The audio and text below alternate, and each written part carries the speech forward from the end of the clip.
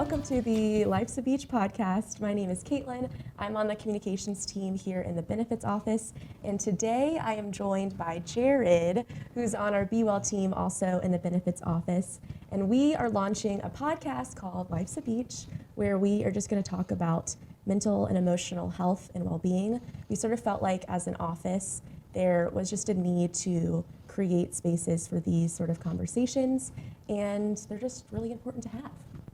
Yeah, thanks, Caitlin. Happy to be here talking with you.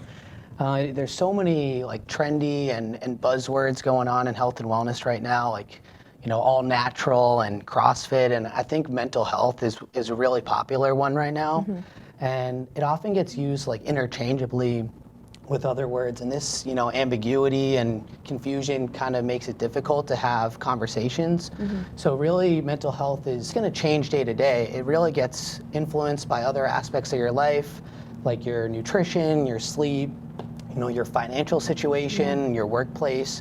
So really, it's going to change day to day. So I think it's really important that you are more aware and just mindful of how you are, day to day. Yeah, and these conversations definitely need to be had. And so today's podcast episode is all about destigmatizing mental health. And we got some really great submissions from our staff in Virginia Beach all about their thoughts around destigmatizing mental health and why it's important to talk about. So let's take a look at those.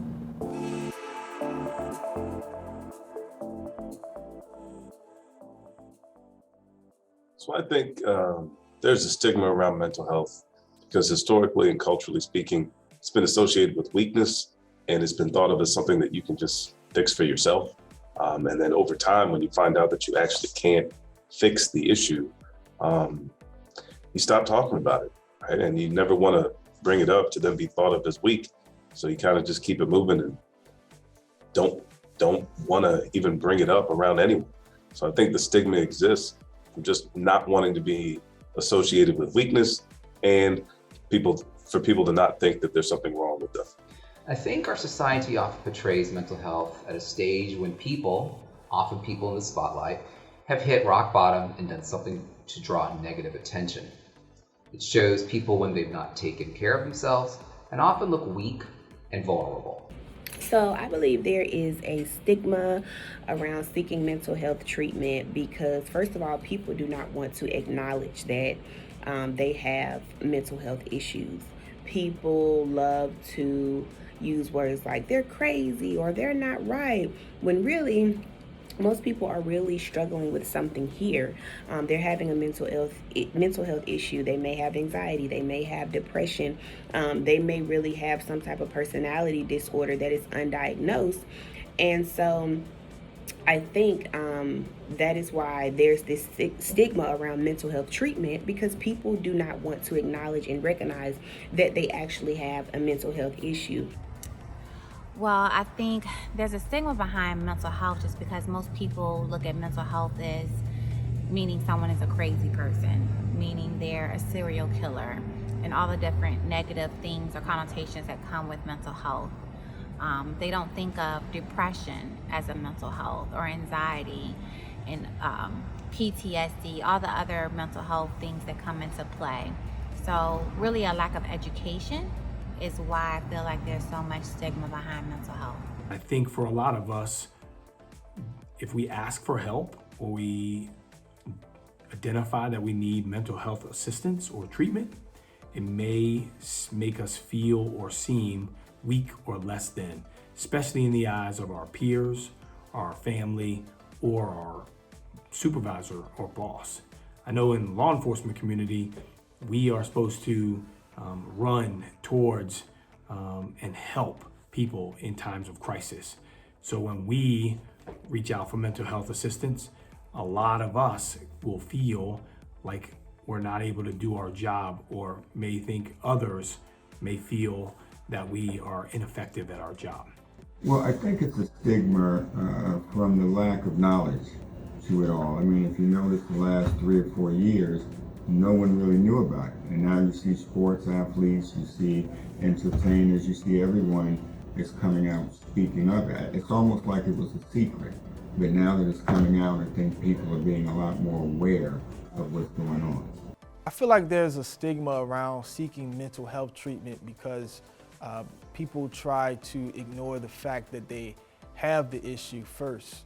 And if you ignore the fact that you have the issue, then you will ignore the fact that you need to seek help.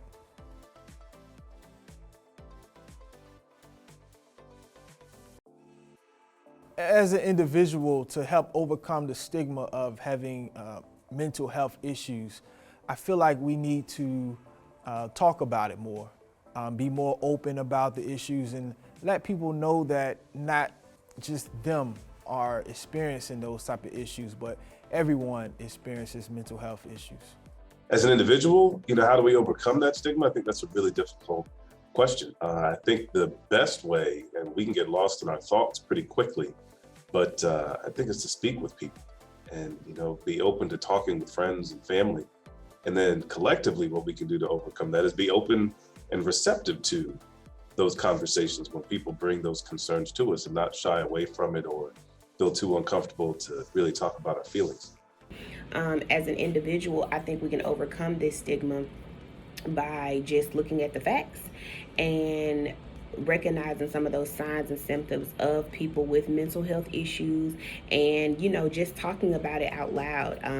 I know we share things on social media, and I know we share things amongst our friends, but I think that we individually and as a collective need to make it more of a responsibility to talk about mental health issues out loud, with our peers, with our friends, with our coworkers, with our families, and really make it a big deal, because now more than ever, especially, since we've been in this pandemic, mental health issues are real, and I think that they are becoming more and more prevalent. And so I just think as an individual and as a collective, talking about it out loud can really help people overcome the stigma of mental health treatment.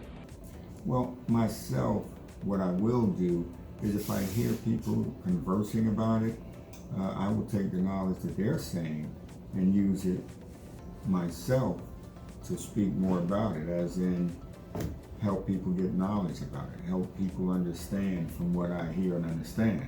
And once again, let me say, I'm not a doctor, I'm not a physician, I'm none of that. I'm just speaking on the knowledge that I hear from others. And I need to do more research myself. I think us as a collective, we can do more research. I think we can talk more, have more meetings, and whether it's in the public, whether it's within yourself, whether it's just friends talking, you can just have mere conversation, and that may help them, and us as a collective whole help someone else who's having this problem. I think to overcome the stigma of mental health treatment, we need to have honest conversations and share our stories, especially on your growth and the change that comes from mental health treatment. We all have our personal stories that can positively influence somebody. Well, I believe we all need to take responsibility of educating ourselves as much as possible.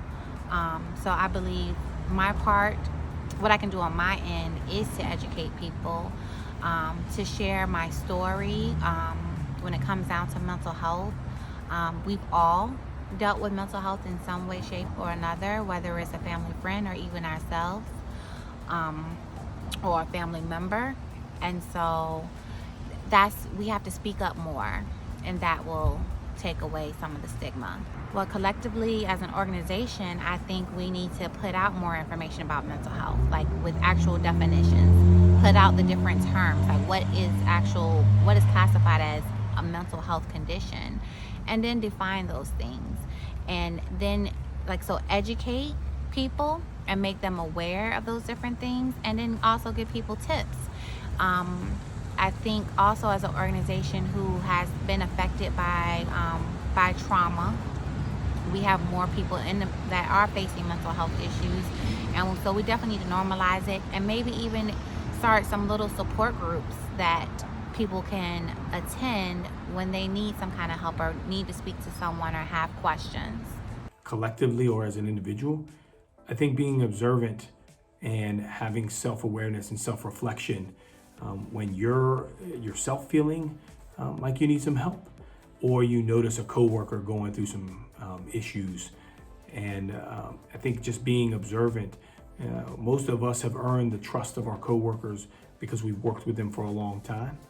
and we're able to have those tough conversations and get that person talking. The best part about talking about the issues is that it starts the healing process.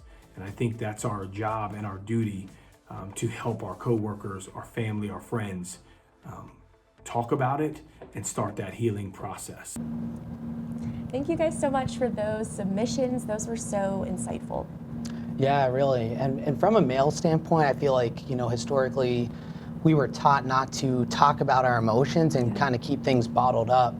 But, we don't have to do things how they've always been done. As the world is evolving, I think it's important that we are talking more about it, and maybe not even so like one-on-one, person to person. What I've found useful for me is, I'm kind of a closed book, so just getting a journal and writing down my thoughts, at least getting the words out there, helps me feel more comfortable with how I'm feeling. Yeah, I would feel the same. I think our society, I guess, is so individualistic, and so it feels like we just have to stay in our lane and focus on getting things done. But I think something for me that's been really helpful is having friends and family that I trust and that love me, and then having those conversations with them. And I guess similarly, I feel like if I'm able to sort of just release what I'm thinking and feeling, I feel less in my head. And I do think it makes people more comfortable to then talk to me about what they're going through. Right. Which is so important. Yeah, and it happens to everyone, not just, regular Joe Schmoes like you and me. Yeah. You see a lot of, professional athletes and celebrities, actors also talking about it right now. And, it's great to see people with such high visibility talking about it and reaching a larger audience, and shows that it can affect everyone. Definitely, yeah. And I think that's just the whole point of this podcast, is to open up these conversations and to make them more accessible, and to have people just thinking more about mental health in this topic. So thank you so much for joining us. Thanks for Thank you having to me. everyone who submitted their videos. And we wanted to read off some resources that are available for you. So first, if you or someone you know is in crisis, call the National Suicide Prevention Lifeline at 1-800-273-TALK and speak with a skilled, trained counselor at a crisis center in your area anytime, 24/7. Virginia Beach City and school employees are encouraged to contact their Employee Assistance Program through Humana for short-term counseling and a wide array of work-life services, and you can call them at 1-800-448-4358 or go to humana.com/EAP.